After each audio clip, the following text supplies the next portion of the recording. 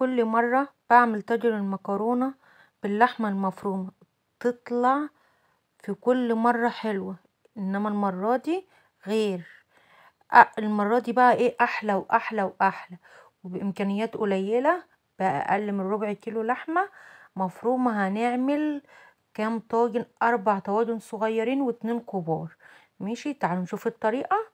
الاول كده اول ما نبدأ الفيديو بتاعنا نقول اللهم صل وسلم عليك يا سيدنا محمد وعلى اله واصحابه اجمعين. نورتوني يا احلى متابعين في الدنيا، بحبكم في الله. حطوا لي اللايكات بقى والاشتراكات والكومنتات ونفعل الجرس كده عشان يوصل لكم كل فيديو بنعمله. ده كده فطار بقى رمضاني كده باقل تكلفه نقدر نعملها ايه في البيت، وحاجه تشرف بجد والله العظيم. عندي في الفريزر حته لحمه مفرومه اقل من ربع كيلو، بالله العظيم ما تيجي ربع كيلو. تمام، هعمل بيها طاجن مكرونه تحفه. تمام، هعمل الصلصه معايا ايه، معلقتين زيت كبار على حته سمنه، حطيتهم ايه سخنوا معايا كده، ورحت نازله بفصين توم.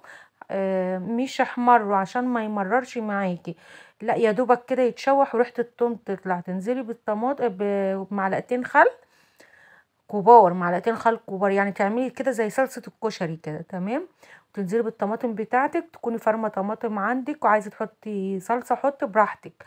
تمام، تسيبيها بقى تتسبك معاكي، وبعد كده بقى تنزلي بالفلفل الاسمر والكمون والملح وتظبطيها. ولما تتسبك معاكي خالص، عندك شوربه حطي، عندك ميه حطي. تمام كده، ايه الصلصه وخلصناه. نيجي بقى على اللحمه المفرومه بتاعتنا، وواضحه قدامكم ان هي قليله اقل من ربع كيلو. في طاسه كده هنحط ايه اللحمه بتاعتنا، لان انا ما حطيتش يعني ماده دهنيه، لا انا سبتها ايه مع نفسها كده لما فكت خالص. وما شاء الله زي ما انتم شايفين كده 3 4 بصلات كبار. ننزل بفلفل اسمر، بتوابل اللحمة، 7 بهارات، برضو كزبرة، جنزبيل وقرفة زي ما انتوا شايفين كده. تمام، حاولي بقى ايه تكتري الحاجة اللي معاكي. عندك خضار حطي، يعني انا هنا حطيت فلفل الوان اصفر واحمر واخضر وحراق، كان عندي كمان في الفريزر لو انتوا فاكرين الفيديو اللي فرست فيه الفلفل. تمام، برضو فص توم، 3 4 طماطميات محترمين. انتوا شايفين قدامكم اهو ما شاء الله تبارك الله، يعني ايه الكميه زادت معانا واتضاعفت اضعاف مضاعفه. تمام، هسيبها بس ايه الطماطم كده تنزل ميتها، وما شاء الله الدنيا تظبط معانا. وده كده كان الشكل ما شاء الله تحفه تحفه تحفه تحفه، بجد حاجه تشرفك لو انت عايزه تعملي عزومه ومحتاره تعملي اكل ايه. تمام، طاجن المكرونه ده حكايه معاكي. وفي نفس الوقت برضو يعني الكميه اللي احنا حاطينها من اللحمه، يعني كاننا خضار، مكرونه بالخضار يعني، ضحكينا عليهم ايه معلقتين اللحمه اللي احنا حاطينها.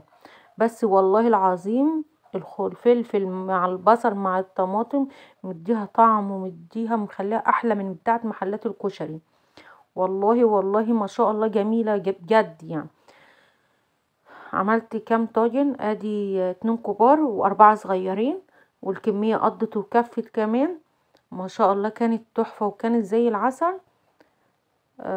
يعني حتى ولادي اتبسطوا منها خالص، وقالوا يا ماما عايزينها في رمضان. قلت ان شاء الله هنعملها في رمضان تاني. ممكن تعملها بالفراخ، ممكن تعمليها بالكبده بالسجق، زي ما انت عايزه. ما شاء الله جميله.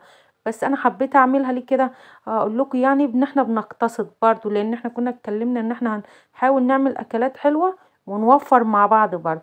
معايا كيسين مكرونه، وزن الكيس 400 جرام. تمام تمام، عملت 4 طواجن و2 كوب. طبعا سويت الطاجن الكبير، والطاجن التاني سيبته لندى عشان كانت صايمه. فقلت بقى ايه اسيبه لها، وما يقرب المغرب يقدم اروح مسويه ليها، لان حلاوه المكرونه ان انت تاكليها طاجن المكرونه ان انت تاكليه سخن.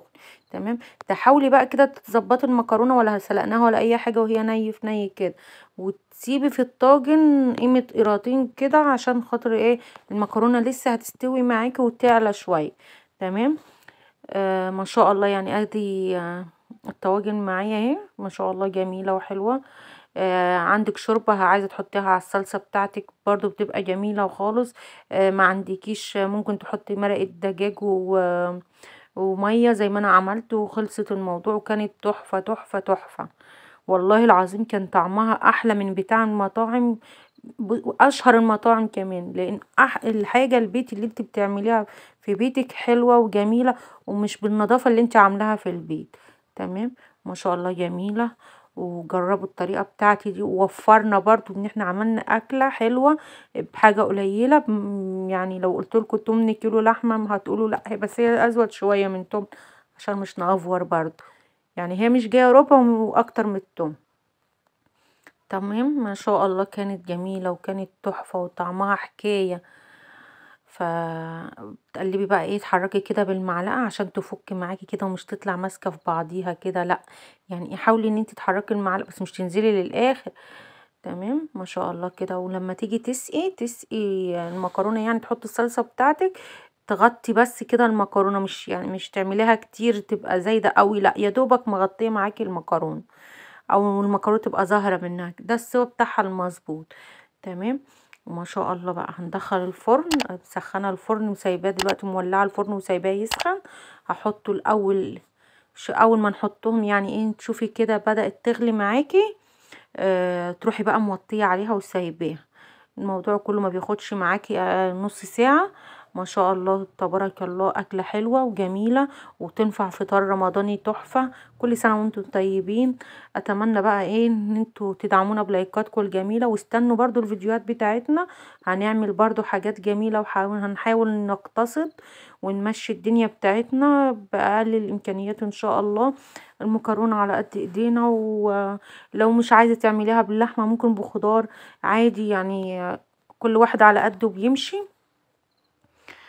التسوية بتاعتها زي ما احنا اتكلمنا كده، هنكون مسخنين الفرن الاول، ونحط الحاجة بتاعتنا في الفرن على درجة حرارة عالية في الاول لحد لما تغلي معاكي، وبعد كده بقى روحي ايه، موطية عليها. تمام. وما شاء الله يعني ربع ساعة من بعد لما هي بتغلي معاكي، يعني مش من ساعة ما حطيتيها في الفرن، لا، من بعد ما هي غليت معاكي.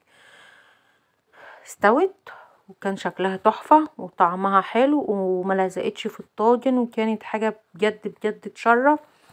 وحتى ندى لما فطرت منها قالت يا ماما والنبي تبقي تعملها لنا ان شاء الله في رمضان. قلت لها ان شاء الله يا ندى، كل سنة وانتم طيبين، وربنا يعودوا علينا وعليكم يا رب كده باليمن والخير والبركات. وما ما ننساش يا جماعة بقى ايه، ما ننساش اللي مننا، ما ننساش من اللي مننا، لان الظروف صعبة على الكل.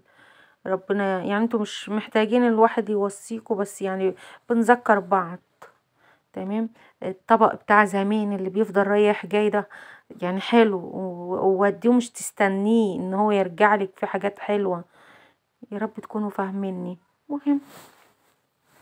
قلبنا بقى الطواجن بتاعتنا كده، عملنا بقى حركة المطاعم والحاجات الكبيرة دي. تمام.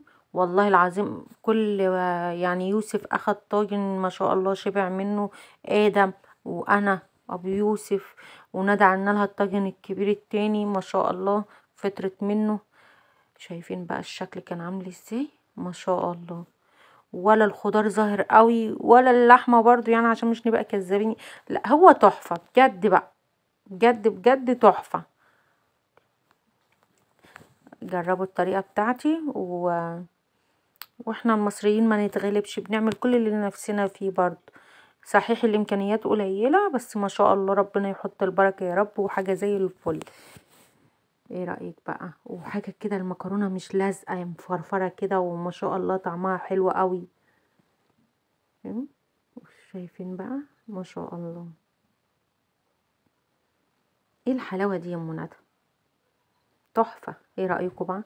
بحاول اظهر لكم انه هي ما شاء الله حلوة قوي وشكلها تحفة وطماطمها مظبوطة. في ناس بتحب لها الطماطم تكون كتيرة قوي، دي ما احبهاش. ونسيت اقول لكم برضو معلقة السكر اللي بنحطها في الصلصة بتحوش الحموضة دي هايلة برضو، عشان الناس اللي عندهم القولون يعني، لا دي جميلة، اكلة جميلة جنبها بطاطس محمرة، مخلل، كوبايتين العصير. وكل سنة وانتم طيبين. ايه رأيكم في الجمال بقى؟ حطوا لنا اللايكات والاشتراكات والكومنتات، بحبكم يا احلى اخوات.